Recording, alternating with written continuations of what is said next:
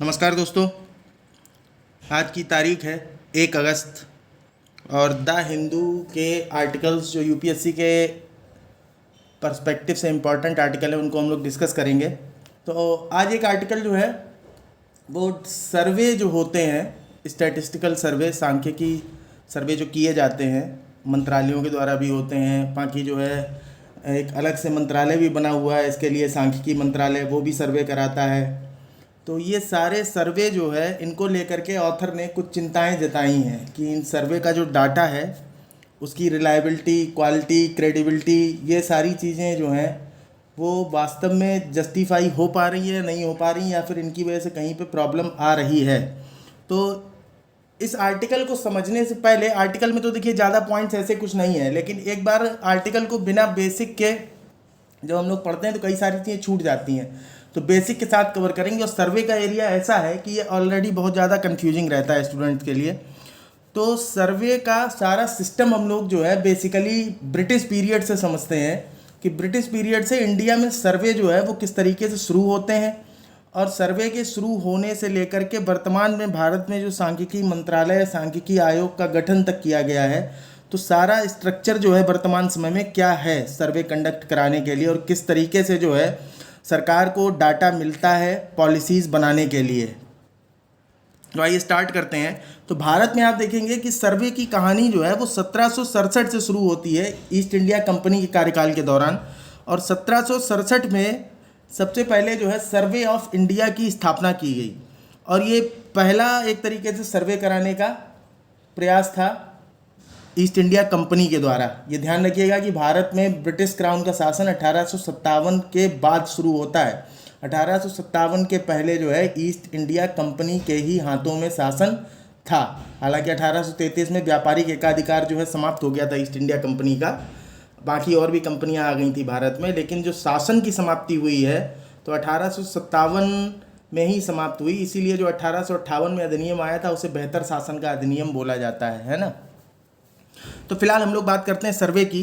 तो आप देखेंगे कि भारत में जो सबसे पहला सर्वे ऑफ इंडिया की स्थापना होती है 1767 में, यहाँ से जो है सर्वेज की कहानी स्टार्ट होती है। उसके बाद 1802 में जो है ब्रिटिश पीरियड के ही दौरान ईस्ट इंडिया कंपनी ने ही एक ग्रेट ट्रिग्नोमेट्रिकल सर्वे कराया। ग्रेट ट्रिग्नोमेट्रिकल सर्वे अभी हम लोग डिटेल में देखेंगे। देखिए आज़ादी, हम लोग पहले सर्वे को जो है 2 हिस्सों में देख लेते हैं, आज़ादी के पहले और आज़ादी के बाद। तो 1767 में सर्वे ऑफ इंडिया की स्थापना होती है। 1802 में ग्रेट ट्रिग्नोमेट्रिकल सर्वे कंडक्ट कराया गया। 1851 में जियोलॉजिकल सर्वे ऑफ इंडिया की स्थापना हुई। 1861 में आर्कियोलॉजिकल सर्वे ऑफ इंडिया की स्थापना हुई। 1894 में लिंग्विस्टिक सर्वे ऑफ इंडिया कराया गया। 1890 में बॉटेनिकल सर्वे ऑफ इंडिया की स्थापना हुई। उसके बाद 1916 में जूलॉजिकल सर्वे ऑफ इंडिया की स्थापना हुई, और 1945 में एंथ्रोपोलॉजिकल सर्वे ऑफ इंडिया की स्थापना हुई। तो इतने सर्वे जो हैं वो ब्रिटिश पीरियड के दौरान के हैं, जिनमें से कुछ ईस्ट इंडिया कंपनी के टाइम के और कुछ जब ब्रिटिश क्राउन के अंदर आ गया भारत तो उसके बाद के सर्वे हैं, है ना। तो अगर आप देखें ईस्ट इंडिया कंपनी के टाइम के सर्वे, तो ईस्ट इंडिया कंपनी के टाइम के आपको जो है टोटल 3 सर्वे मिलेंगे। सर्वे ऑफ इंडिया की स्थापना की गई, ग्रेट ट्रिग्नोमेट्रिकल सर्वे कराया गया, और जियोलॉजिकल सर्वे ऑफ इंडिया की स्थापना की गई। और 1858 का जो अधिनियम है उसके आने के बाद सर्वे अगर आप देखेंगे तो 5 सर्वे आपको मिलेंगे। Archaeological survey of India, linguistic survey of India, botanical survey of India, zoological survey of India और एंथ्रोपोलॉजिकल सर्वे ऑफ इंडिया। और जूलॉजिकल सर्वे ऑफ इंडिया की स्थापना जो 1916 में हुई है, उसके बाद में आप देखेंगे कि 1931 में भारत में जो एक सांख्यिकी संस्थान बनाया गया, जो आपने पढ़ा भी होगा कहीं कि पीसी महालनोबिस जो है उनके अध्यक्षता में जो है ये संस्थान की स्थापना की गई थी। तो इंडियन स्टैटिस्टिकल इंस्टीट्यूट जिसे बोलते हैं, भारतीय सांख्यिकी संस्थान, इसकी स्थापना जो है 1931 में की गई कोलकाता में, और ये यूनिवर्सिटी ऑफ कोलकाता से जो है एफिलिएटेड था, संबद्ध था। अब उसके बाद जब भारत आज़ाद हो गया तो भारत में आज़ाद होने के बाद जो बड़े बड़े सर्वे हैं वो कौन कौन से सर्वे हैं ये देख लीजिए एक बार। तो ऐसे सर्वेज में सबसे पहले आप देखेंगे 1950 से इकोनॉमिक सर्वे ऑफ इंडिया की शुरुआत होती है। इकोनॉमिक सर्वे तो हम लोग अभी भी देखिए पढ़ते ही हैं, है ना। तो इकोनॉमिक सर्वे ऑफ इंडिया की शुरुआत जो है वो 1950 से होती है। उसके बाद 1981 में फॉरेस्ट सर्वे ऑफ इंडिया की स्थापना की गई। 1985 में फिशरी सर्वे ऑफ इंडिया की स्थापना की गई। 1992 में दो सर्वे स्टार्ट होते हैं, जिनमें से एक सर्वे बाद में बंद कर दिया गया। तो 1992 में जो दो सर्वे स्टार्ट हुए, एक था नेशनल फैमिली हेल्थ सर्वे जो अभी तक हो रहा है, ठीक है। नेशनल फैमिली हेल्थ सर्वे स्वास्थ्य मंत्रालय अभी भी कंडक्ट कराता है। और उसी समय 1992 में एक सर्वे स्टार्ट हुआ था, नेशनल फूड सर्वे। तो ये नेशनल फूड सर्वे जो है ये भारत सरकार नहीं करा रही थी, ये एक इंटरनेशनल ऑर्गेनाइजेशन थी, इसका नाम था IMRB इंटरनेशनल। और ये सर्वे जो है 2007 से भारत में बंद हो गया, नेशनल फूड सर्वे। इसके बाद आप देखेंगे तो 2010 में जो है दो सर्वे शुरुआत होते हैं, जिसमें से एक अभी भी चल रहा है, शिक्षा मंत्रालय का सर्वे है, all India survey of higher Education. ये 2010 से शुरू हुआ। और 2010 में ही जो है People's Linguistic survey of India जो है शुरू किया गया था 2010 से, जो 2012 से बंद हो गया। फिर 2012 के बाद से people linguistic survey of India जो है वो नहीं कराया गया। इसके अलावा एक सर्वे इंपॉर्टेंट और है, इंडिया ह्यूमन डेवलपमेंट सर्वे, जो 2005 में हुआ एक बार और एक बार 2012 में हुआ। और इसे जो है भारत सरकार ने नहीं कराया, इसे यूनिवर्सिटी ऑफ मैरीलैंड जो है ये स्टेट है USA का, तो यूनिवर्सिटी ऑफ मैरीलैंड ने भारत में इस सर्वे को कंडक्ट कराया था, इंडिया ह्यूमन डेवलपमेंट सर्वे। अब इसके बाद में जो सांख्यिकी मंत्रालय है वर्तमान में भारत का, वो कई तरह के सर्वेज जो है कंडक्ट कराता है। तो एक बार जरा सा जो अभी हम लोगों ने डिस्कस किया इसको एक बार देख लीजिए आप स्क्रीन पर भी। तो पहली तो ये स्लाइड आप देख लीजिए, ISI को लेकर के, इंडियन स्टैटिस्टिकल इंस्टीट्यूट, जो कलकत्ता में स्थापित किया गया पश्चिम बंगाल में 1931 में। ये हेडक्वार्टर भी है और इंस्टीट्यूट भी है। इसके कुछ रीजनल सेंटर्स हैं, जैसे आप देख रहे होंगे, चेन्नई में है, बेंगलोर में है, नई दिल्ली में है, तेजपुर में है। तेजपुर जो है ये आसाम में है, ठीक है ना। तो देखेंगे सबसे लास्ट में यही रीजनल सेंटर बनाया गया। बाकी का ईयर भी दे रखा है कि चेन्नई में 1960 में स्थापित हुआ, बेंगलोर, हालांकि ये इतना डिटेल जानने की ज़रूरत नहीं है आपको, लेकिन आप इतना ध्यान रखिए कि हेडक्वार्टर कोलकाता में है, 1931 में स्थापित किया गया। इसके अलावा 4 सेंटर हैं, चेन्नई, बेंगलुरु, नई दिल्ली और तेजपुर।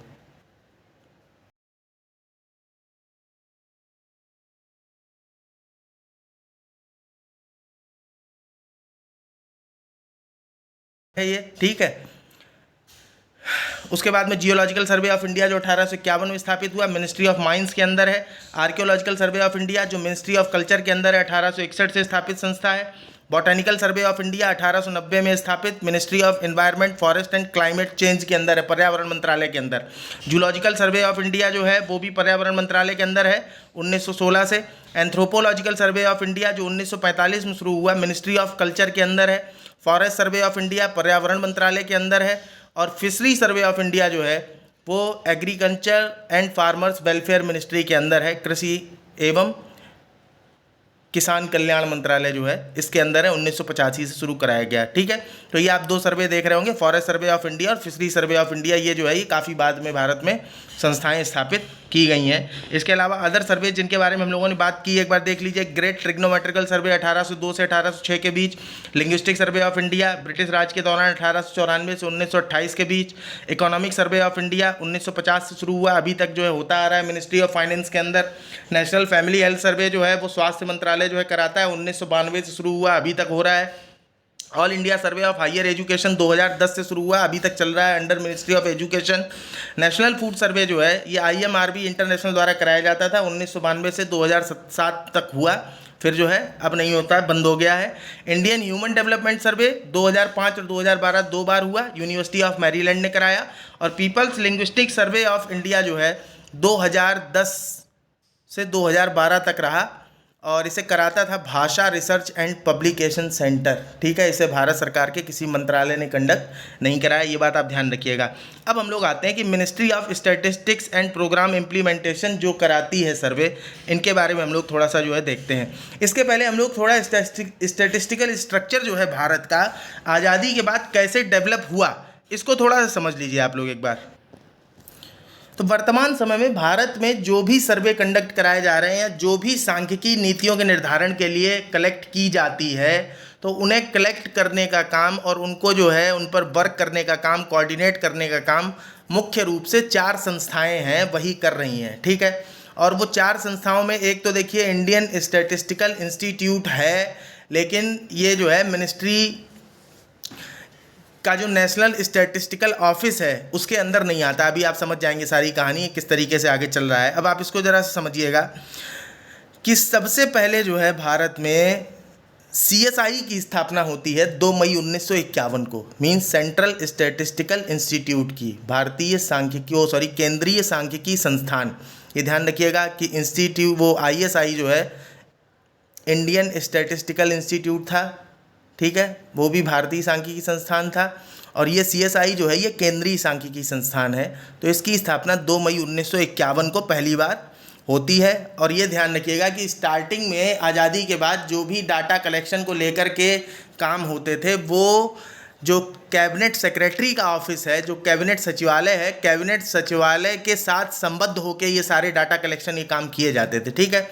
तो ये जो सेंट्रल स्टैटिस्टिकल इंस्टीट्यूट यानी केंद्रीय सांख्यिकी संस्थान की स्थापना 2 मई 1951 को की गई, ये कैबिनेट सेक्रेटेरिएट के कैबिनेट सचिवालय के पार्ट के तौर पर की गई थी। बाद में फर्दर इसको जो है केंद्रीय सांख्यिकी संगठन में मर्ज कर दिया गया, CSO में, मीन्स 1954 से ये जो CSI था इसका नाम CSO हो गया, तो सेंट्रल स्टैटिस्टिकल ऑर्गेनाइजेशन बन गया।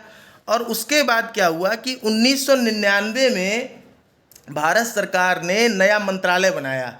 तो ये मंत्रालय जो है सांख्यिकी मंत्रालय, ये 1999 से बना है, और 1999 से मंत्रालय जब बना तो यही CSO जो सेंट्रल स्टैटिस्टिकल ऑर्गेनाइजेशन था ये सेंट्रल स्टैटिस्टिकल ऑफिस में कन्वर्ट हो गया। तो 3 बार इसका नाम बदला है, ये आप ध्यान रखिएगा।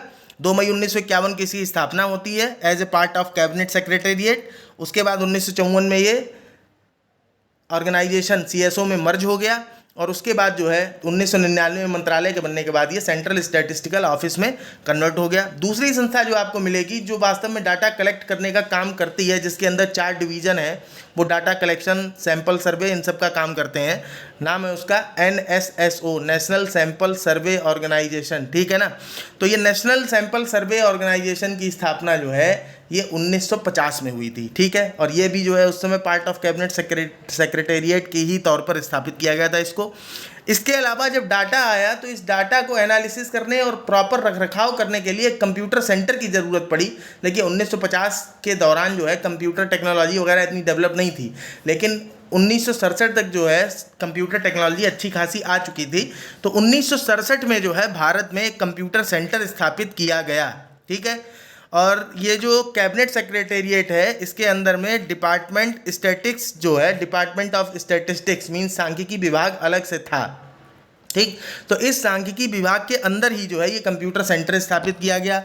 सांख्यिकी विभाग के अंदर ही जो ये CSI था यानी सेंट्रल स्टैटिस्टिकल इंस्टीट्यूट, ये भी काम कर रहा था, और NSSO भी जो है साथ में काम कर रहा था।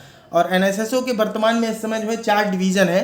कौन कौन से हैं? तो सर्वे, डिज़ाइन एंड रिसर्च डिवीज़न है, दूसरा है फील्ड ऑपरेशन डिवीज़न, तीसरा है डाटा प्रोसेसिंग डिवीज़न, और चौथा है सर्वे कोऑर्डिनेशन डिवीज़न।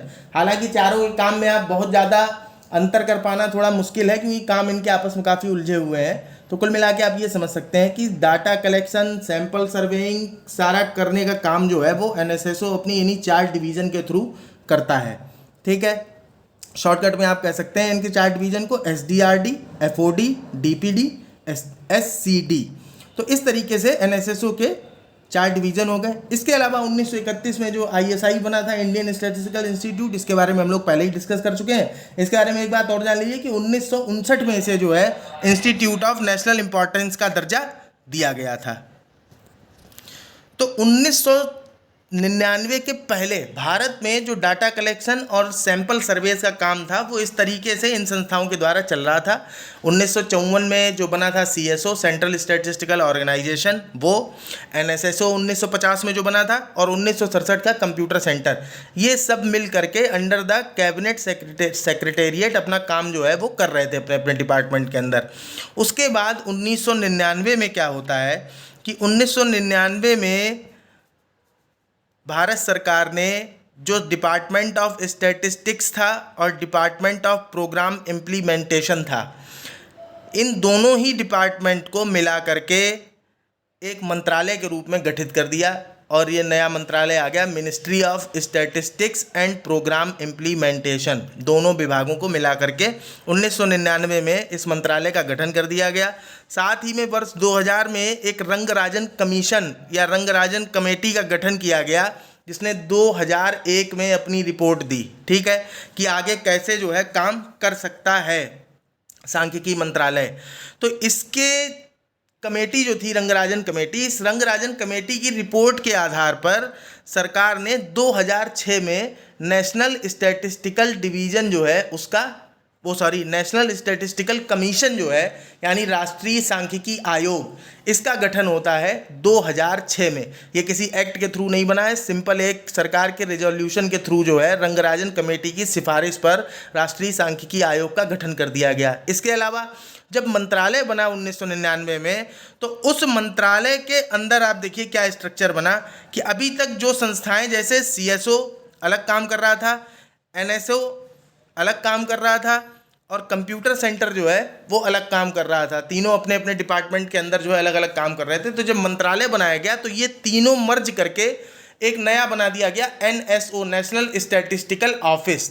और नेशनल स्टैटिस्टिकल ऑफिस के अंदर ये जो है तीनों संस्थाएं अब मिलकर के काम करती हैं। कौन कौन सी? CSO सेंट्रल स्टैटिस्टिकल ऑफिस, दूसरा NSSO national sample survey office organisation, और तीसरा कंप्यूटर सेंटर जो 1967 में स्थापित किया गया था। तो इस तरीके से जो है नेशनल स्टैटिस्टिकल ऑफिस का गठन हुआ 1999 में। एक तरह से आप कह सकते हो मंत्रालय के साथ साथ 2006 में राष्ट्रीय सांख्यिकी आयोग बना दिया गया रंगराजन समिति की सिफारिश के आधार पर, जिसे 2000 में गठित किया गया था मंत्रालय के द्वारा। और साथ में जो डिपार्टमेंट ऑफ प्रोग्राम इम्प्लीमेंटेशन जिसे शामिल किया गया है, तो इसके जो मेन 3 काम है वो भी आप जान लीजिए कि इसका एक तो 20 सूत्री कार्यक्रम है, दूसरा infrastructure monitoring and programme monitoring, ये इसका एक प्रोग्राम है, और तीसरा इसके अंदर एक स्कीम और काम करती है प्रोग्राम इम्प्लीमेंटेशन के अंदर, आपने सुना होगा MP LAD scheme, member of parliament local area development scheme. तो इन 3 चीज़ों पर काम करने का जो दायित्व है वो डिपार्टमेंट ऑफ प्रोग्राम इम्प्लीमेंटेशन का है। तो सारा ढांचा अभी तक आपको पूरा समझ में आ गया होगा कि किस तरीके से जो है सांख्यिकी संबंधित भारत का प्रशासनिक ढांचा जो है वो काम कर रहा है। अब इसके जो की फीचर्स हैं इनको आप समझ लीजिए। अब अच्छा, सांख्यिकी मंत्रालय जो रिपोर्ट वगैरह बनाता है, इससे होता क्या है, तो जो प्रधानमंत्री होते हैं, प्रधानमंत्री को सलाह देने के लिए एक कमेटी गठित की गई है जिसका नाम है इकोनॉमिक एडवाइजरी काउंसिल। एक परिषद है ये, आर्थिक सलाहकार परिषद। तो इकोनॉमिक एडवाइजरी काउंसिल जो है आप देखेंगे तो गठित तो ये काफ़ी लंबे समय से की जा रही है। बहुत ज़्यादा डिटेल इसके बारे में ऐसा नहीं मिल पाता है कि पीछे जो है पहली बार कब गठित की गई या कैसा, लेकिन हाँ इसके बारे में ये ज़रूर जानकारी मिलती है कि इकोनॉमिक एडवाइजरी काउंसिल जो है इसका जो अभी सबसे लेटेस्ट गठन किया गया है वो 2017 में किया गया। बाकी मनमोहन सिंह जी के समय 2004 में भी एक जो है इकोनॉमिक एडवाइजरी काउंसिल का गठन किया गया था, और उसके पहले भी इकोनॉमिक एडवाइजरी काउंसिल जो है वो अटल बिहारी वाजपेयी जी के टाइम भी काम कर रही थी। अंतर क्या है तीनों टाइम पे कि जो अटल बिहारी वाजपेयी जी के समय आर्थिक सलाहकार समिति काम कर रही थी, इकोनॉमिक एडवाइजरी कमेटी काम कर रही थी, उसकी अध्यक्षता खुद प्रधानमंत्री कर रहे थे। जबकि 2004 में जो कमेटी गठित की गई है EAC to PM, economic advisory committee to prime minister, तो इसकी अध्यक्षता जो है वो सुरेश तेंदुलकर कर रहे थे 2004 में। अच्छा, इसके टाइम पीरियड या टेन्योर या कार्यकाल क्या होगा इसके बारे में कहीं कोई उल्लेख नहीं है। दूसरा ये कि ये जो है परंपरागत है कि जब सरकार खत्म होती है तो उस समय जो है ये कमेटी भी रिजाइन कर देती है। तो 2004 में डॉक्टर सुरेश तेंदुलकर की अध्यक्षता में इस कमेटी को गठित किया गया था। फिर उसके बाद में रंगराजन जी जो हैं उनकी अध्यक्षता में एक बार फिर से गठन किया गया 2009 के बाद, और उसके बाद लेटेस्ट जो है 2017 में डॉक्टर विवेक देवराय जो हैं उनकी अध्यक्षता में इस समय जो है ये कमेटी गठित है। फिलहाल इसमें जो है 6 पार्ट टाइम मेंबर हैं, एक जो है अध्यक्ष हैं। अब प्रधानमंत्री इसकी अध्यक्षता नहीं कर रहे हैं, तो अध्यक्ष जो है वही है डॉक्टर विवेक देवराय। इवन आप ये याद रखिएगा कि अटल बिहारी वाजपेयी जी ने अपने कार्यकाल में आर्थिक सलाहकार परिषद की अध्यक्षता की है, तो ऐसा कुछ भी जो है तय नहीं है। अब आते हैं वापस हम लोग जो है प्रशासनिक ढांचे के ऊपर। तो प्रशासनिक ढांचे की अगर आप बात करते हैं तो जो भारत का सांख्यिकी मंत्रालय है ये IMF के स्टैंडर्ड्स को, सांख्यिकी से रिलेटेड जो भी स्टैंडर्ड्स हैं आईएमएफ के स्टैंडर्ड्स को फॉलो करता है, इंटरनेशनल मॉनेटरी फंड के, और उसके स्टैंडर्ड्स को नाम दिया जाता है एसडीडीएस। जो आईएमएफ के स्टैंडर्ड्स हैं, एसडीडीएस का मतलब क्या है? Special data dissemination standard. तो इन स्टैंडर्ड्स को फॉलो करता है और ये स्टैंडर्ड के अकॉर्डिंग ही जो अलग अलग मंत्रालय हैं, उन अलग अलग मंत्रालयों की वेबसाइट के ऊपर एक बुलेटिन बोर्ड है, एक तरीके से उसको बोलते हैं डीएसएसबी, यानी डिसेमिनेशन स्टैंडर्ड्स बुलेटिन बोर्ड। तो ये डिसेमिनेशन स्टैंडर्ड्स बुलेटिन बोर्ड के ऊपर मिनिस्ट्रीज से रिलेटेड जो डाटा है उसको रखा जाता है according to IMF standards SDDS, special data dissemination standard. दूसरा, ये जो मिनिस्ट्री है, ये मिनिस्ट्री सार्क के सोशल चार्टर के तौर पर भी नोडल मिनिस्ट्री की, वो नोडल एजेंसी की तरह काम करती है, ठीक है ना। नोडल मिनिस्ट्री है सार्क सोशल चार्टर के लिए, कौन सी? सांख्यिकी मंत्रालय ही है। इकोनॉमिक एडवाइजरी कमेटी के बारे में हमने आप लोगों को बता ही दिया है। इसका मेन काम आप समझ लीजिए, इसका काम क्या है? तो मैक्रो इकोनॉमिक इश्यूज हो सकते हैं, यानी व्यापक जो अर्थशास्त्र बड़े मुद्दे हैं, सारे सिनेरियो पूरी इंडियन इकोनॉमी के मामले में। दूसरा, जो माइक्रो इकोनॉमिक इश्यूज हो सकते हैं, तो दोनों ही तरीके के इश्यूज हो सकते हैं, इन्फ्लेशन हो सकता है, इन सारी चीज़ों से रिलेटेड प्रधानमंत्री को सलाह देने का काम जो है वो ये कमेटी करती है। नॉन कॉन्स्टिट्यूशनल बॉडी है, नॉन परमानेंट बॉडी है, मीन्स स्थायी नहीं है, ठीक है ना, और इंडिपेंडेंट है। अब कुल मिला के आप एक चीज़ ये समझिए कि जो इकोनॉमिक एडवाइजरी काउंसिल है, इस इकोनॉमिक एडवाइजरी काउंसिल की नोडल एजेंसी के तौर पर नीति आयोग काम करता है। समझ गया? तो नीति आयोग जो है वो इस इकोनॉमिक एडवाइजरी काउंसिल की नोडल एजेंसी के तौर पे काम करता है। और नीति आयोग काम क्यों करता है? तो नीति आयोग के अंदर एक डिपार्टमेंट बना हुआ है, DMEO, data monitoring and evaluation office इसका नाम है। और इस data monitoring and evaluation office ने एक इन्वेंट्री बना रखी है। इन्वेंट्री मतलब आप जैसे लैब होती है ना, उस तरीके से जब डाटा वगैरह से रिलेटेड कोई चीज़, सारा डाटा एक जगह इकट्ठा करते हैं तो उसको ये इन्वेंट्री बोलते हैं। तो इन्वेंट्री बना रखी है इस DMEO ने अंडर नीति आयोग, जहां सारे सर्वे से रिलेटेड डाटा रहते हैं। और नीति आयोग उन्हीं डाटा की स्टडीज करके, आप देखते होंगे इतनी सारी रिपोर्ट्स वगैरह जो पब्लिश करता है ये नीति आयोग, तो ये उन्हीं डाटा के बेसिस पे करता है जो DMO जो है अपने पास इकट्ठे करता है सारे सर्वेज के डाटा। तो इस तरीके से ये पूरा सिस्टम जो है वो काम कर रहा है। अब इसके बाद आप एक चीज़ और समझिए। फिलहाल आप एक चीज़ ये समझ लीजिए कि DMEO जो है, यानी data monitoring and evaluation office जो है, इसकी इन्वेंट्री में हाल फिलहाल में 81 सर्वे जो है वो इंक्लूडेड हैं। समझ गए होंगे आपकी कितने ज़्यादा सर्वे हैं। तो ये बिल्कुल ज़रूरी नहीं है कि आपको सारे सर्वेज के बारे में पता हो, और पता रखना कोई मतलब नेसेसिटी भी नहीं बनती है। 81 सर्वे कौन याद रख पाएगा। कुल मिला के आप ये समझ लीजिए कि 81 सर्वे जो है वो इंक्लूडेड हैं। एक सर्वे ओवरऑल सारे सर्वेज में है, टाइम यूज सर्वे। ये टाइम यूज सर्वे ऐसा है कि ये भारत के सारे राज्यों में कंडक्ट नहीं कराया जाता। टाइम यूज सर्वे जो है भारत के कुल 6 राज्यों केंद्र शासित प्रदेशों में मिला जुला करके कंडक्ट कराया जाता है। तो इसको आप याद रखिएगा। हम इसके बारे में पहले भी एक बार डिस्कस कर चुके हैं। फिलहाल अब हम लोग बात करते हैं कि जो सर्वे कराए जाते हैं उन सर्वेस के लिए कौन कौन से मेथड्स का इस्तेमाल होता है। देखिए, एनालिटिकली यूपीएससी कभी स्टेटमेंट बना के आपसे जो है क्वेश्चन पूछ सकती है, तो एक बार जो है ये चीज़ हम समझ लेते हैं। इसके अलावा इसके पहले एक चीज़ आप और जान लीजिए कि जब 1999 में मंत्रालय का गठन किया गया और नेशनल स्टैटिस्टिक्स ऑफिस जो है अलग से बनाया गया, राष्ट्रीय सांख्यिकी कार्यालय, तो उसी समय जो एक पोस्ट गठित की गई, चीफ स्टैटिस्टियन, मतलब प्रमुख सांख्यिकी जो है, सांख्यिकी प्रमुख की, भारत का सांख्यिकी प्रमुख आप कह सकते हैं उनको। तो इस पद को जो है गठित किया गया चीफ स्टैटिस्टिशियन, ठीक है। तो ये बहुत पुराना पद नहीं है, अभी जल्दी का ही है। अब आप एक चीज़ ये ध्यान रखिएगा कि हम लोग बात कर रहे थे कि सर्वे जो है वो कैसे कंडक्ट कराए जाते हैं, क्या क्या मेथड्स इस्तेमाल होते हैं और कैसे कैसे होते हैं। आप एक चीज़ ये देखिए अब ज़रा। तो अभी तक की सारी बातचीत से आप ये बात समझ गए होंगे कि जो भी सर्वे कराए जा रहे हैं अलग अलग सेक्टर्स के, तो कुछ सर्वे जो है मिनिस्ट्रीज़ खुद कंडक्ट करा रही हैं, मंत्रालय खुद कंडक्ट करा रहे हैं। कुछ सर्वेज जो हैं वो NSSO यानी नेशनल सैंपल सर्वे जो है वो करा रहा है। और इसके अलावा कुछ सर्वे जो है यानी वो कंडक्ट करा रहा है CSO, सेंट्रल स्टैटिस्टिकल ऑफिस। सारा कुछ सारे लोग मिलकर के इन तीनों तरीके के कराए गए सर्वेज को कोऑर्डिनेट करने का काम भी कर रहे हैं। इसके अलावा स्टेट्स में भी आप जान लीजिए कि वहाँ भी उनकी भी अपनी स्टेट स्टैटिस्टिक्स ब्यूरो होते हैं, राज्य सांख्यिकी ब्यूरो। तो वो राज्य के अंदर राज्य सांख्यिकी ब्यूरो भी जो है वहाँ पर सर्वे करा रहे होते हैं, ठीक है।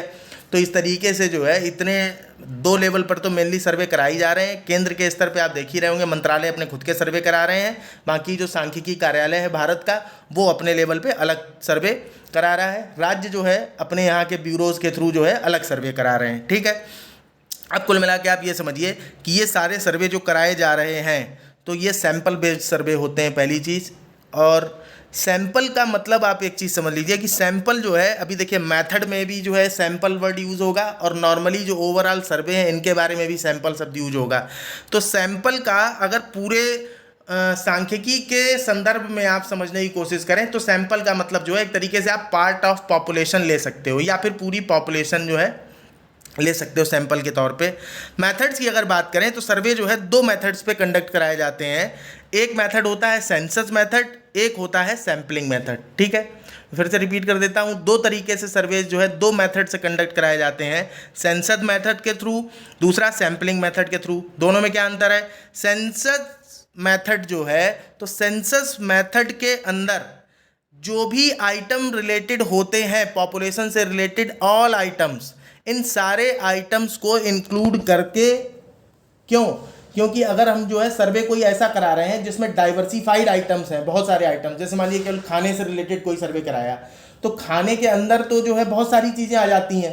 तो खाने के अंदर की चीज़ें जो हैं इनको आप डाइवर्सिफाइड नहीं कहेंगे। लेकिन आपने मान लीजिए खाने का और शिक्षा का एक साथ सर्वे करा लिया तो खाना और शिक्षा ये 2 डाइवर्सिफाइड चीज़ें हो गई। तो अगर इस तरह का कोई सर्वे कराया जाता है तो उसे फिर सेंसस मेथड पर बेस करके कराया जाता है, ठीक है। सैम्पलिंग मेथड क्या है? सैम्पलिंग मेथड में क्या है कि अगर होमोजीनियस आइटम्स का सर्वे करा रहे हैं, जैसे मान लीजिए केवल जो है भोजन संबंधित सर्वे कोई कराया गया, तो भोजन संबंधित सर्वे के अंदर जो भी आइटम्स होंगे, सब्जी होगी, अनाज होंगे, मोटा अनाज होगा, और भी हो सकता है कुछ, तो इस तरीके की चीज़ें जो ये होमोजीनियस आइटम हो गए, तो ये जो है सैम्पलिंग मेथड के तौर पर कराया जाएगा।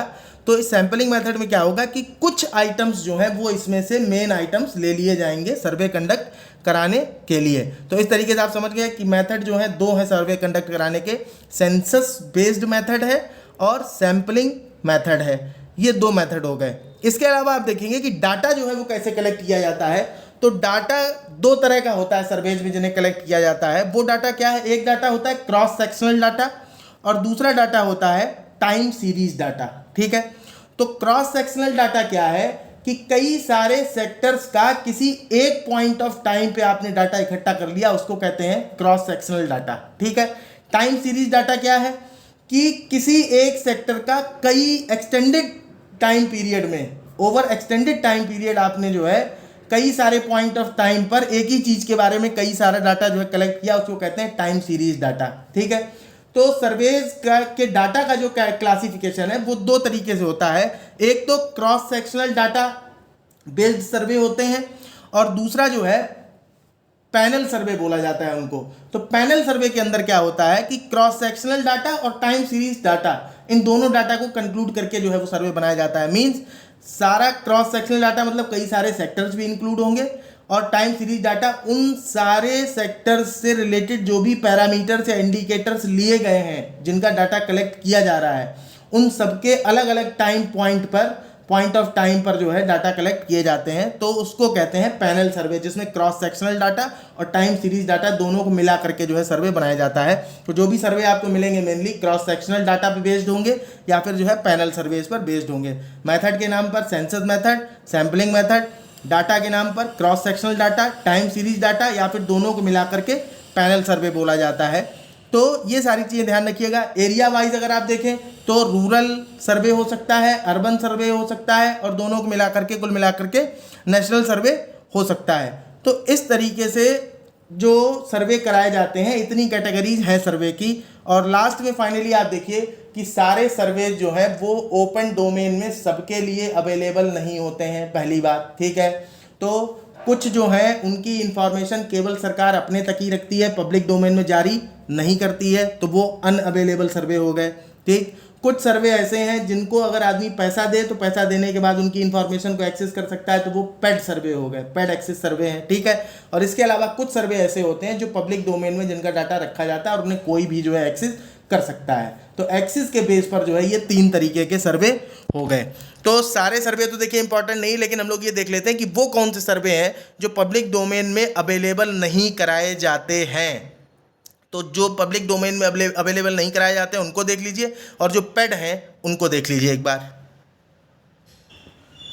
तो चलिए इसको हम लोग जो है डीएमओ का जो डॉक्यूमेंट है जिसमें सारे सर्वे हैं वहाँ से एक बार देख लेते हैं कि कौन कौन से हैं जो अनअवेलेबल हैं और कौन कौन से हैं जो पेड हैं, ठीक है। तो अनअवेलेबल सर्वेज़ की अगर आप बात करोगे तो अभी देखिए आपको दिख जाएंगे कई सारे। पहले एक बार ज़रा आप इसकी जो इंडेक्स है उस पर ऊपर नज़र डालिए। जैसे सर्वे का नाम है, फिर सेक्टर है, फिर ईयर ऑफ फ्रिक्वेंसी दे रखी है ना। फिर ईयर फ्रिक्वेंसी के बाद में आप देख रहे होंगे पब्लिशर कौन है, तो अलग अलग पब्लिशर हैं। फिर उसके बाद आप ग्रैन्युलरिटी देख रहे होंगे, इंडिविजुअल हैं या फिर हाउस होल्ड के हैं या हायर एजुकेशन इंस्टीट्यूट्स के हैं, अलग अलग सर्वे अलग अलग कैटेगरी के हैं। डाटा के बेसिस आप देखेंगे तो क्रॉस सेक्शनल और पैनल डाटा, तो कोई क्रॉस सेक्शनल है, कोई जो है पैनल है। उसके बाद आप देख रहे होंगे कि एक्सेस टू सर्वे रिपोर्ट में कुछ ओपन है, अनअवेलेबल हैं। तो ऊपर के 3 आप जरा देखिए, ये अनअवेलेबल हैं, दूसरा तीसरा चौथा जो दिख रहा है आपको। तो पहला सर्वे जो अनअवेलेबल है डेप्ट एंड इन्वेस्टमेंट सर्वे, ये अनअवेलेबल है, ठीक है। और कराता कौन है इसको? Ministry of statistics and programme implementation जो है वो इसको कंडक्ट कराता है, और ये हाउस होल्ड बेस्ड सर्वे है। डेप्ट एंड इन्वेस्टमेंट सर्वे जो है ये अनअवेलेबल है, ठीक है। दूसरा जो अनअवेलेबल सर्वे है मैनुअल स्कैवेंजर सर्वे, ये भी जो है ये कराते हैं, देख रहे होंगे आपकी नेशनल सफाई कर्मचारी फाइनेंस एंड डेवलपमेंट कॉरपोरेशन, ये कराती है, ये अनअवेलेबल है। इसके बाद तीसरा आप देख रहे होंगे citizen survey of police services, तो ये citizen survey of police services जो है ये भी अनअवेलेबल है, और तीनों ही जो है क्रॉस सेक्शनल हैं, ठीक, सैम्पल मेथड पर बेस्ड कराए जाते हैं। इसके बाद चौथा जो अनअवेलेबल डाटा सर्वे है इसको देख लीजिए आप, ऊपर सबसे दिख रहा होगा एकदम, एडिशनल रूरल इनकम सर्वे या rural economic and demographic survey, REDS या एरिस या रेड्स करके बोल रहे हैं। तो ये सर्वे जो है ये भी अनअवेलेबल रहता है, और इसे कंडक्ट कौन करा रहा है? National council of applied economic research, ये कंडक्ट कराती है। उसके बाद 5वां सर्वे जो अनअवेलेबल है इसको देखिए आप, सबसे ऊपर स्क्रीन पे ही दिख रहा होगा, world justice project rule of law index expert survey, ये जो है ये अनअवेलेबल है। और है क्या इसमें? Constraints on government powers, absence of corruption, open government, fundamental rights, order and security, regulatory enforcement, civil justice and criminal justice, इन सारी चीज़ों से रिलेटेड ये सर्वे है। World justice report project rule of law index expert survey, ये भी जो है पब्लिक डोमेन में अनअवेलेबल है। और इसके बाद नीचे से आप देखिए दूसरे नंबर पे दे रखा है, ये 6वां और आखिरी सर्वे है जो अनअवेलेबल है। 6 सर्वे जो है वो भारत में अनअवेलेबल हैं। वो कौन सा है? सर्वे on innovations in malaria control service delivery, ये जो है ये पब्लिक डोमेन में अनअवेलेबल है, और इसको कंडक्ट कराने का काम करता है वर्ल्ड बैंक ग्रुप, और ऊपर हम लोगों ने जो देखा था उसको कंडक्ट कराने का काम करता है वर्ल्ड जस्टिस प्रोजेक्ट। ये भारत सरकार जो है नहीं कराती कंडक्ट। इसके अलावा 4 सर्वे ऐसे हैं जो पेड हैं, मींस आप पैसा देने के बाद एक्सेस किया जा सकता है उनकी इन्फॉर्मेशन को। तो ऐसा पहला सर्वे जो है स्क्रीन पे आप देखिए, सबसे ऊपर आपको दिख रहा होगा, aspirational India survey of households, information on assets, investment, डेप्ट, एमेनिटीज़ एंड सेंटीमेंट्स। तो ये aspirational India survey of households जो है ये जब आप पैसा देंगे तब आपको मिलेगा। कंडक्ट कौन कराता है? Centre for monitoring Indian economy. उसके बाद दूसरा सबसे ऊपर ही देखिए स्क्रीन पे, कंज्यूमर पिरामिड्स हाउस होल्ड सर्वे।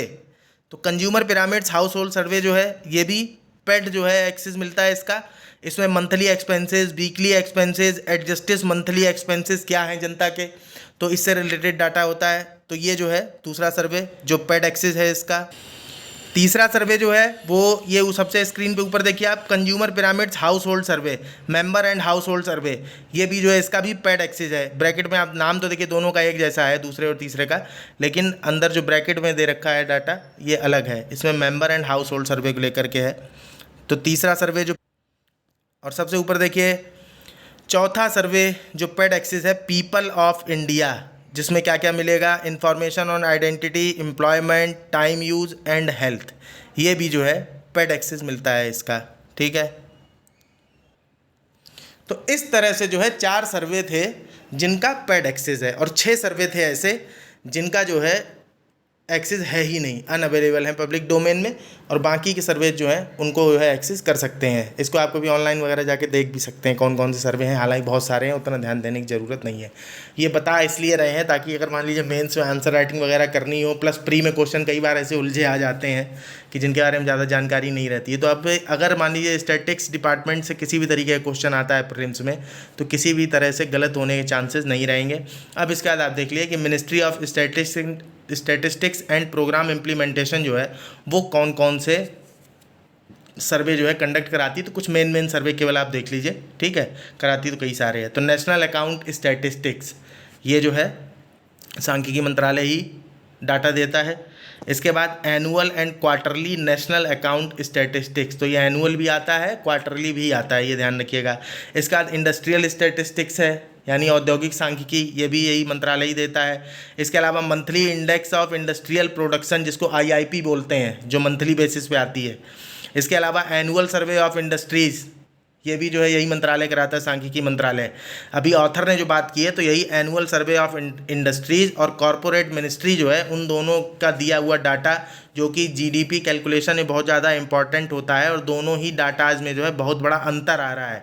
और इस अंतर आने की वजह से जो इकोनॉमिक एडवाइजरी काउंसिल है पीएम की, उसने जो है इन दोनों के डाटा को रिलायबल या क्रेडिबल डाटा नहीं माना। इसी बात को लेकर के जो है उन्होंने लिखा है कि इस समय भारत में जो है डाटा को लेकर के जो है काफ़ी असमंजस की स्थिति बनी हुई है, और हर कोई जो है डाटा के ऊपर बात कर रहा है, या डाटा के ऊपर कहीं ना कहीं आप देख रहे हो कई दिन से लगातार आर्टिकल आ रहे हैं, तो लोग लिखते जा रहे हैं। तो ऐसी स्थिति में भारत सरकार को कुछ ऐसे कदम उठाने चाहिए जिससे जो है डाटा की क्रेडिबिलिटी, रिलायबिलिटी, क्वालिटी बढ़े, और बेहतर तरीके से जो है जनता के लिए पॉलिसी फार्मूलेशन किया जा सके। गवर्नमेंट जो है अपने स्टेप्स जो है बेहतर गवर्नेंस कर सके, डाटा गवर्नेंस, मतलब डाटा के थ्रू जो है गवर्नेंस को और ज़्यादा बेहतर बनाया जा सके। इसके लिए रंगराजन समिति की जो सिफारिशें हैं, उन सिफारिशों को सरकार को पूरी तरीके से धीरे धीरे करके एक्सेप्ट करना चाहिए, एक अच्छा कदम होगा। ये ओवरऑल ऑथर जो है कहना चाह रहे थे। फिलहाल हम लोग जो है और देख लेते हैं कौन कौन से हैं। तो कंपेंडियम ऑन एनर्जी स्टैटिस्टिक्स, ठीक है। इसके बाद reports on economic census, social statistics, selected socio economic statistics, women and man in India, ये ध्यान रखिएगा, रिपोर्ट टाइप का लग रहा है लेकिन ये भी जो है सांख्यिकी मंत्रालय ही कराता है। कंपेंडियम ऑन इन्वायरमेंट स्टैटिस्टिक्स, इसके अलावा price statistics, monthly CPI on urban non manual employees, ठीक है। इसके अलावा सैंपल सर्वेज, एक सर्वे ये देख लीजिए आप, consolidated results of crop estimation surveys on principal crops. तो इस तरीके से इतने सारे जो है सर्वे, ये इंपॉर्टेंट सर्वे थे। वैसे तो 27 की लिस्ट है जनरली, लेकिन ये कुछ ऐसे हैं जो आपकी नज़र में होने चाहिए। देखिए सारी चीज़ें याद नहीं रखनी, केवल एक बार आप पढ़ लीजिए। आंसर राइटिंग करते समय थोड़ा सा जो है ब्रॉड सिनेरियो में आप आंसर राइटिंग कर पाएंगे। अब हम लोग जो है आगे बढ़ते हैं, समझते हैं सारी कहानी जो भी थोड़ी बहुत बची है। तो एक बार देख लीजिए सेंसस मेथड पूरी तरीके से क्या होता है। सेंसस मेथड, तो सेंसस मेथड जो है वो covering every item of the population और universe is known as the census method of collecting data. The method is usually preferable when the population size is small और there are widely diverse items in the population, और the investigation requires intensive examination of different items और a high degree of reliability and accuracy. अगर data के बारे में चाहिए है high degree of reliability and accuracy, या फिर इंटेंसिव एग्जामिनेशन करना, या फिर पॉपुलेशन छोटी है, या फिर बहुत ज़्यादा वाइडली डाइवर्स आइटम्स हैं, तो इन केसेस में जो है सेंसस मेथड का इस्तेमाल किया जाता है। सैंपल मेथड का इस्तेमाल कब किया जाता है? तो ये जो है ग्रुप ऑफ आइटम्स को लेकर ये किया जाता है, मींस पॉपुलेशन जो है उससे कुछ ग्रुप ऑफ आइटम्स ले लिए जाते हैं और सैंपल मेथड पर बेस जो है सर्वे करा दिए जाते हैं। इसको आप ऐसे समझ सकते हैं कि जैसे चावल पकने के लिए नहीं, एक दो दाना निकाल के देखा जाता है कि पक गया कि नहीं पक गया, अगर एक दो दाना पक गया तो सब पक गया, इस तरीके का है। अब थोड़ा सा डिफरेंस आप देखना चाहें देख सकते हैं कि सेंसस मेथड और सैम्पलिंग मेथड में डिफरेंस किस तरह का है। तो डिफरेंस की अगर बात करेंगे तो कवरेज पे देखेंगे तो सेंसस मेथड जो है वो all the items in the population को कवर करता है, जबकि ये सैम्पलिंग में क्या है, some of the items representing the whole population. अगर सूटेबिलिटी की बात करें तो एरिया जो है वो छोटा होता है जनरली सेंसस मेथड का, जबकि जो सैम्पलिंग मेथड है इसका एरिया जनरली लार्ज होता है। अब ये ध्यान रखिएगा, ये कन्फ्यूजन हो सकता था। सेंसस मेथड जो है इसमें सारी पॉपुलेशन को कवर करते हैं तो ये, लेकिन एरिया इसका छोटा होता है, ठीक है, छोटे एरिया में ही कराया जाता है, क्योंकि बहुत बड़ी पॉपुलेशन के साथ करना तो इसको फिर दिक्कत आ जाएगी, है ना। तो इसलिए एरिया जो है इसका रिलेटिवली स्मॉल होगा, जबकि सैम्पलिंग मेथड में एरिया जो है रिलेटिवली लार्ज होता है। एक्यूरेसी की बात करें तो जो सेंसस मेथड है, ये सेंसस मेथड में ग्रेटर एक्यूरेसी रहती है डाटा की, जबकि सैम्पलिंग मेथड में लेस एक्यूरेसी रहती है। उसके बाद में आप देखेंगे, अब छोटा रहता है तो सैम्पल मेथड में आप समझ ही रहे होंगे कि एरर वगैरह जो है उनको ईजिली रिमूव किया जा सकता है, डिटेक्ट किया जा सकता है। लेकिन अगर वेरीफाई करना हो डाटा तो फिर सेंसस बेस्ड मेथड जो है उसका डाटा वेरीफाई करना बहुत मुश्किल होता है, क्योंकि बहुत बड़े मेजरमेंट के साथ में किया जाता है कंडक्ट, जबकि सैम्पल मेथड में ऐसा नहीं है। सैम्पल मेथड में ईजिली जो है डाटा को वेरीफाई भी कर सकते हैं आप। टाइम की बात करें अगर, तो सेंसस मेथड में ज़्यादा टाइम लगता है, सैम्पलिंग मेथड में उतना टाइम नहीं लगता, अपेक्षाकृत कम लगता है। कॉस्ट की बात करें तो सेंसस मेथड जो है वो महंगा पड़ता है बजाय सैम्पलिंग मेथड के। अगर नेचर ऑफ आइटम्स की बात करें तो सेंसस मेथड में डाइवर्स कैरेक्टरिस्टिक्स के आइटम्स को शामिल किया जाता है, जबकि सैम्पलिंग मेथड में होमोजीनियस आइटम्स को शामिल किया जाता है। वेरिफिकेशन के लिए हम आपको बता ही चुके हैं कि ईजी नहीं होता है। क्रॉस सेक्शन और पैनल के बारे में हमने आपको डिटेल में काफ़ी बता ही दिया था, है ना। तो क्रॉस सेक्शन में क्या है ये देख लिए, 3 पॉइंट में है, सारा आप समझ ही जाएंगे। Cross sectional data means that we have data from many units at one point in time. Okay, कई यूनिट्स का डाटा पर किसी एक पॉइंट ऑफ टाइम पर। टाइम सीरीज डाटा क्या है, we have data from one unit over many points in time, ठीक है। और पैनल डाटा क्या है, क्रॉस सेक्शनल और टाइम सीरीज डाटा दोनों को मिक्स कर देंगे तो पैनल डाटा निकल आएगा, या इसको बोलते हैं time series cross section data, ठीक है। Means we have data from many units and from many point of times, तो इसको बोलते हैं पैनल सर्वे, पैनल डाटा, ठीक है। तो सर्वे जो है आपको 2 तरह के मिल जाएंगे, क्रॉस सेक्शनल मिल जाएंगे और कैसे मिल जाएंगे, पैनल सर्वे भी मिल जाएंगे, ठीक। इसके बाद आप देखिए कि जो ऑथर ने आर्टिकल लिखा था इसको हम लोग जो डिस्कस कर चुके हैं काफ़ी। इसमें एक चीज़ जो है थोड़ा सा ध्यान रखने वाली है कि ये डाटा को लेकर के इतनी बहस क्यों छिड़ी हुई है। तो भारत को अभी जो है हाल ही में यूनाइटेड नेशंस का जो स्टैटिस्टिकल डिपार्टमेंट है, उस यूनाइटेड नेशन के स्टैटिस्टिकल कमीशन में भारत को 4 साल के लिए जो है टर्म मिला है, कार्यकाल मिला है। उस कार्यकाल में जो है भारत अब उसमें काम करेगा। तो एक बार जो है हम लोग यूनाइटेड नेशंस स्टैटिस्टिकल कमीशन जो है इसके बारे में भी आप थोड़ा सा एक बार देख लीजिए। तो ये कमीशन जो है ये 1947 में स्थापित किया गया था और ये हाईएस्ट बॉडी है of the global statistical system. ये ध्यान रखिएगा, ये ग्लोबल स्टैटिस्टिकल, जैसे देश की स्टैटिस्टिकल सिस्टम है वैसे ग्लोबल स्टैटिस्टिकल सिस्टम में यूनाइटेड नेशंस की स्टैटिस्टिकल कमीशन जो है ये हाईएस्ट बॉडी है, और जो देशों के प्रमुख चीफ स्टैटिस्टिशियन है इनको जो है रखता है, ठीक। इसके अंदर में आप देख रहे होंगे कि ये किसका किसका काम देखता है। तो काम देखता है यूनाइटेड नेशंस स्टैटिस्टिक्स डिवीज़न का, और ये जो है फंक्शनल कमीशन की तरह काम करता है किसके लिए, UN economic and social council के लिए, ये ध्यान रखिएगा, ठीक है। उसके बाद अगर इसकी मीटिंग्स की बात करें आप, तो मीटिंग जो है 1999 में जो इकोसोक है यानी इकोनॉमिक एंड सोशल काउंसिल है, इसने डिसाइड किया कि कमीशन जो है वो साल में कम से कम 4 दिन के लिए एक बार तो मिले ही, ठीक है। और ये 2000 से जो है इनकी मीटिंग वगैरह स्टार्ट होती हैं, और यहीं पे जो है एक रिपोर्ट भी सबमिट की जाती है जब भी इनकी मीटिंग होती है। रिपोर्ट किसको सबमिट करते हैं, तो इकोनॉमिक एंड सोशल काउंसिल को करता है ये सबमिट अपनी रिपोर्ट, ठीक है। मेंबरशिप की अगर आप बात करें, ये इंपॉर्टेंट है, देख लीजिए इसको। तो इसमें जो है 24 मेंबर कंट्रीज़ हैं जो यूनाइटेड नेशंस के सदस्य होते हैं उन्हीं देशों से, और चुना जाता है इनको कहाँ से, elected by United Nations economic and social council on the basis of an equitable geographical distribution. Equitable means हर एरिया का, जैसे 24 मेंबर आप देख रहे होंगे, यूएन की जब कोई ऐसी संस्था या कमीशन होती है जिसमें मेंबर थोड़े कम रहते हैं तो वो इसी तरीके से चुने जाते हैं, इक्विटेबल जियोग्राफिकल डिस्ट्रीब्यूशन के बेसिस। जैसे यूएनएचआरसी है तो यूएनएचआरसी में भी यही होता है, ठीक है। इस समय फिलहाल यूएनएचआरसी में भी इंडिया जो है मेंबर है।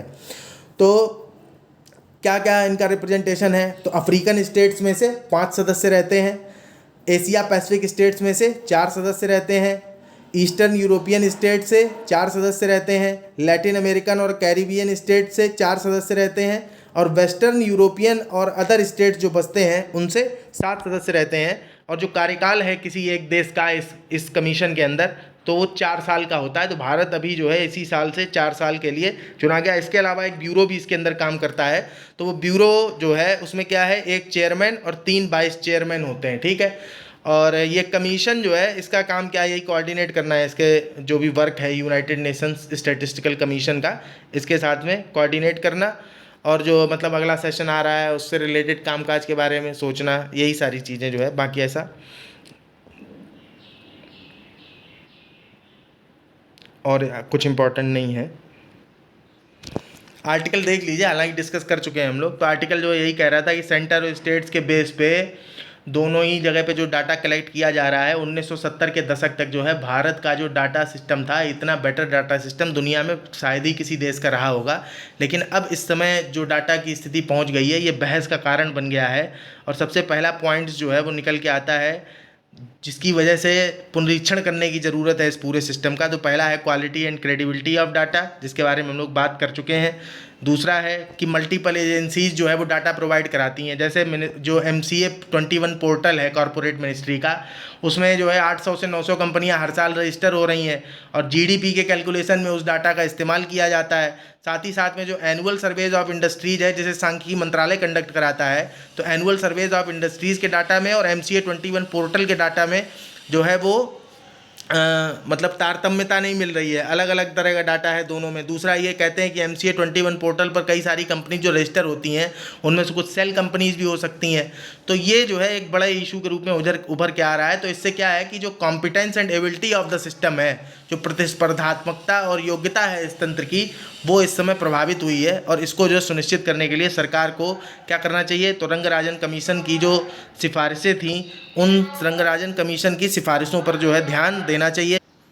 ऐसे ही दूसरा एक एग्जांपल इन्होंने दिया कि अभी नीति आयोग ने हाल में ही जो है national multi dimensional poverty index 2023 जारी की, जिसमें बहुत सारे लोग जो है वो 12 मानक थे, उसमें 12 पैरामीटर्स के ऊपर जो है वो इंडेक्स आई थी। तो उन 12 मानकों के आधार पर काफ़ी ज़्यादा लोग जो है बहुआयामी गरीबी रेखा से जो है बाहर आ गए थे निकल करके, है ना, जिसमें हम लोगों ने डिस्कस किया भी था, काफ़ी डिटेल में डिस्कस किया था। तो कहते हैं कि इसमें सरकार ने जो नीति आयोग है, नीति आयोग ने डाटा इस्तेमाल किया है नेशनल फैमिली हेल्थ सर्वे का, जो 2019-21 के लिए था। और नेशनल फैमिली हेल्थ सर्वे के इस डाटा ने ये दिखाया कि मल्टी डायमेंशनल पॉवर्टी जो है 2015-16 की अपेक्षा काफ़ी घट गई है।